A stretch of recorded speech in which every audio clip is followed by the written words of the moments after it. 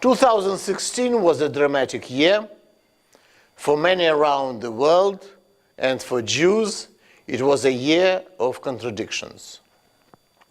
While the number of anti-Semitic incidents, especially violent ones, has decreased worldwide, in 2016, the enemies of Jewish people have found new avenues to express their anti-Semitism. With significant increase of hate online and against less protected targets like cemeteries. This means that, in fact, the motivation has not declined and the sense of security felt by many Jewish communities remains fragile. We see from the statistics collected by the Kantor Center a decrease in the number of anti-Semitic incidents, especially violent attacks, mostly in countries with large Jewish population.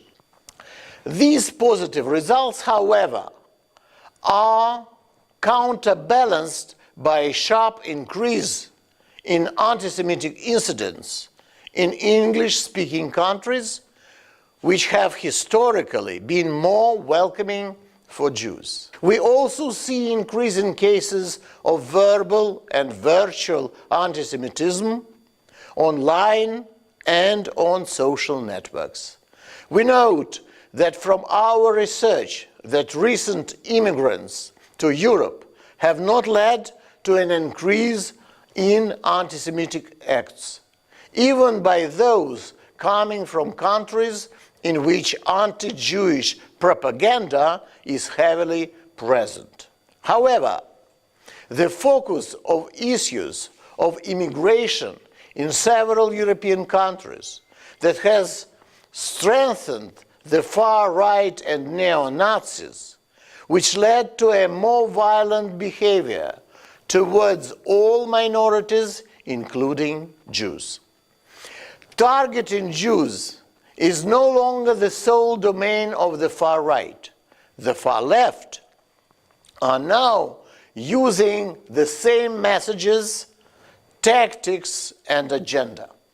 The uncertainty and polarizing trends felt around us during the past year force us to be vigilant and call for action. On the one hand, the global community has never been so interconnected, but at the same time, long-hidden nationalist identities and re-emerging for the early 2000s.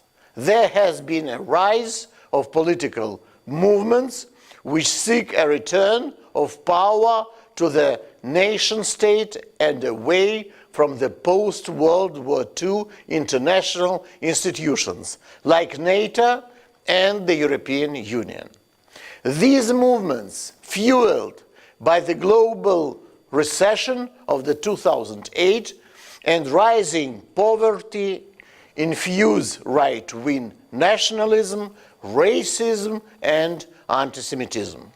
The elections taking place during 2017 in France, Germany, Italy, Sweden, Iran, South Korea, and other countries could continue this trend. In this changing world, Jewish communities are now presented with new, unique, and unprecedented challenges. Yet among the reasons of the decrease in the number of violent anti-Semitic incidents is the visibility of improved security measures to protect European populations, as well as Jewish areas and institutions.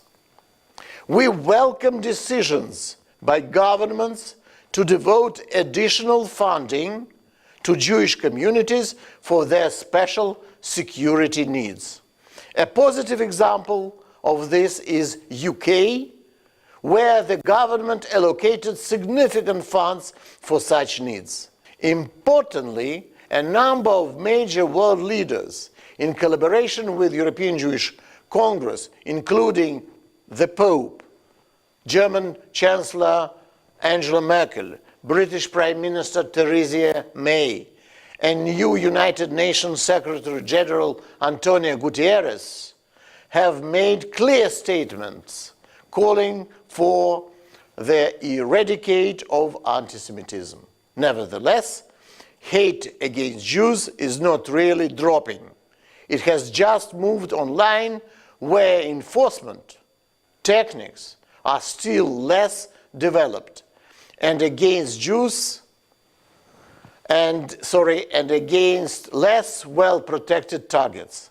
Hate speech against Jews and Israel remains high. I would like to end by quoting the English philosopher John Gray, who underlined the following contradiction in the 20th century, which is still accurate today. Intellectual and scientific values accumulate in the world, meaning that they pass on from generation to generation, unlike ethical values that unfortunately do not have such cumulative effect.